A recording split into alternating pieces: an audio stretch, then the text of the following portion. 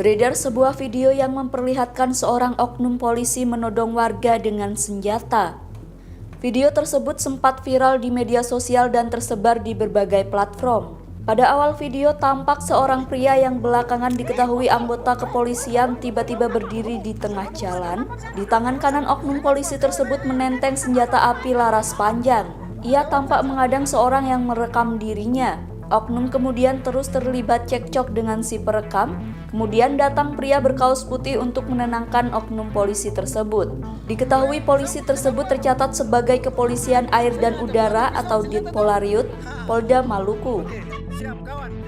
Motif polisi berinisial Baraka JT ini karena membela ayahnya yang jadi korban penganiayaan. Dirpolariut Polda Maluku, Kombes Pol Harun Roshid membenarkan kejadian ini.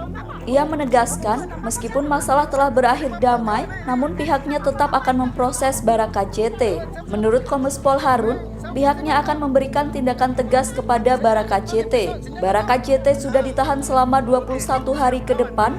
Hal ini dilakukan untuk menjalani proses pemeriksaan oleh Divisi Propam Polda Maluku.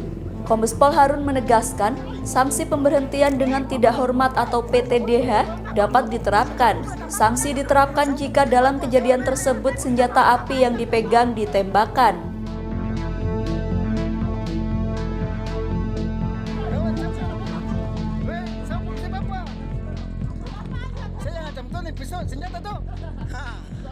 Oke, siap kawan. Ini orang ancam masyarakat dan senjata. Iya, sudah. Terima kasih sudah nonton. Jangan lupa like, subscribe, dan share ya.